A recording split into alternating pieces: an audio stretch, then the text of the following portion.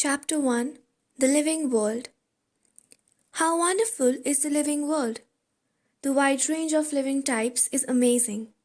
The extraordinary habitats in which we find living organisms, be it cold mountains, deciduous forests, oceans, freshwater lakes, deserts, or hot springs, leave us speechless. The beauty of galloping horse, of the migrating birds, the valley of flowers, or the attacking shark evokes awe and a deep sense of wonder.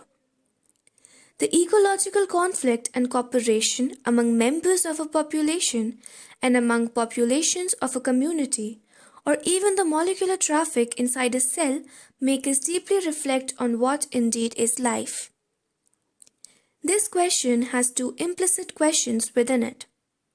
The first is a technical one and seeks answer to what living is as opposed to the non-living. And the second is a philosophical one and seeks answer to what the purpose of life is. As scientists, we shall not attempt answering the second question. We will try to reflect on what is living. What is living? When we try to define living, we conventionally look for distinctive characteristics exhibited by living organisms.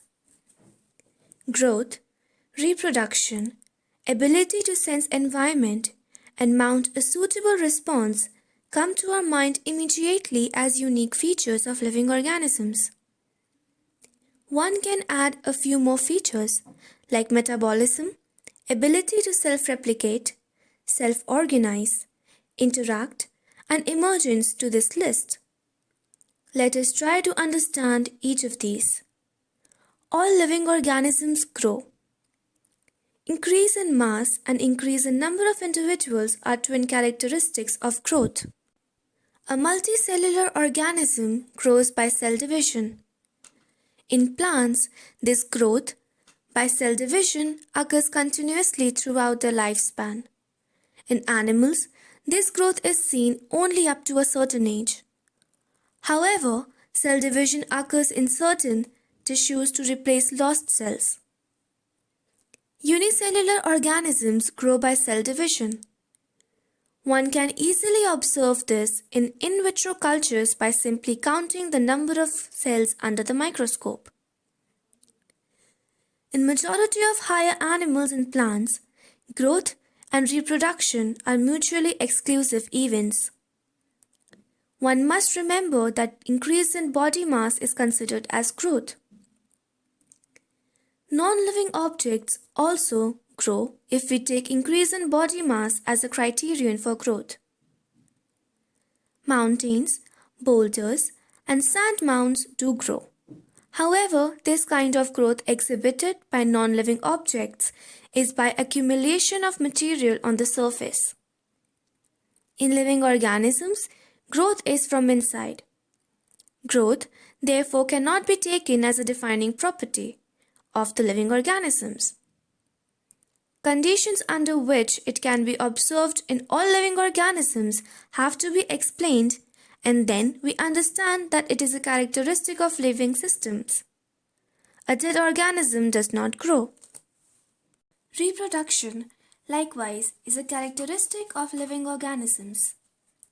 In multicellular organisms, reproduction refers to the production of progeny possessing features more or less similar to those of parents. Invariably and implicitly, we refer to sexual reproduction.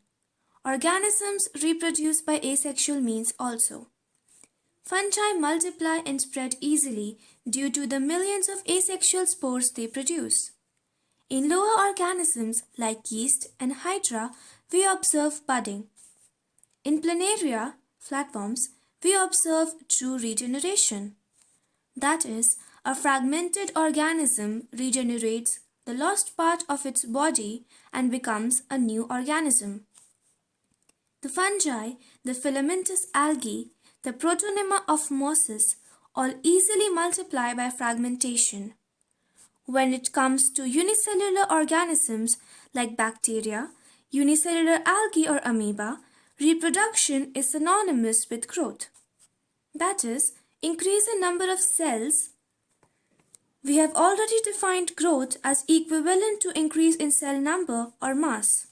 Hence, we notice that in single-celled organisms, we are not very clear about the usage of these two terms, growth and reproduction. Further, there are many organisms which do not reproduce: mules, sterile worker bees, infertile human couples, etc. Hence, reproduction also cannot be an all-inclusive defining characteristic of living organisms. Of course, no non-living object is capable of reproducing or replicating by itself. Another characteristic of life is metabolism. All living organisms are made of chemicals. These chemicals, small and big, belonging to various classes, sizes, functions, etc., are constantly being made and changed into some other biomolecules. These conversions are chemical reactions or metabolic reaction. There are thousands of metabolic reactions occurring simultaneously inside all living organisms. Be they unicellular or multicellular, all plants, animals, fungi, and microbes exhibit metabolism. The sum total of all the chemical reactions occurring in a body is metabolism. No non-living object exhibits metabolism. Metabolic reactions can be demonstrated outside the body in cell-free systems. An isolated metabolic reaction outside the body of an organism performed in a test tube is neither living nor non-living. Hence, while metabolism is a defining feature of all living organisms, without exception, isolated metabolic reactions in vitro are not living things but surely living reactions. Hence, cellular organization of the body is a defining feature of life forms. Perhaps the most obvious and technically complicated feature of all living organisms is this ability to sense their surroundings or environment and respond to these environmental stimuli, which could be physical, chemical, or biological. We sense our environment through our sense organs. Plants respond to external factors like light, water, temperature, other organisms, pollutants, etc. All organisms, from the prokaryotes to the most complex eukaryotes, can sense and respond to environmental cues. Photoperiod affects reproduction in seasonal breeders, both plants and animals. All organisms handle chemicals entering their bodies. All organisms, therefore, are aware of their surroundings. Human being is the only organism who is aware of himself, that is, has self-consciousness. Consciousness, therefore, becomes the defining property of living organisms. When it comes to human beings, it is all the more difficult to define the living state.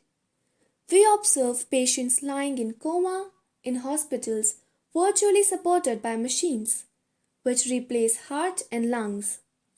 The patient is otherwise brain dead. The patient has no self-consciousness. Are such patients who never come back to life living or non-living? In higher classes, you will come to know that all living phenomena are due to underlying interactions. Properties of tissues are not present in the constituent cells but arise as a result of interactions among the constituent cells. Similarly, properties of cellular organelles are not present in the molecular constituents of the organelle but arise as a result of interactions among the molecular components comprising the organelle. These interactions result in emergent properties at a higher level of organization. This phenomenon is true in the hierarchy of organizational complexity at all levels. Therefore, we can say that living organisms are self-replicating, evolving, and self-regulating interactive systems capable of responding to external stimuli. Biology is the story of life on Earth. Biology is the story of evolution of living organisms on Earth. All living organisms, present, past, and future, are linked to one another by the sharing of the common genetic material. But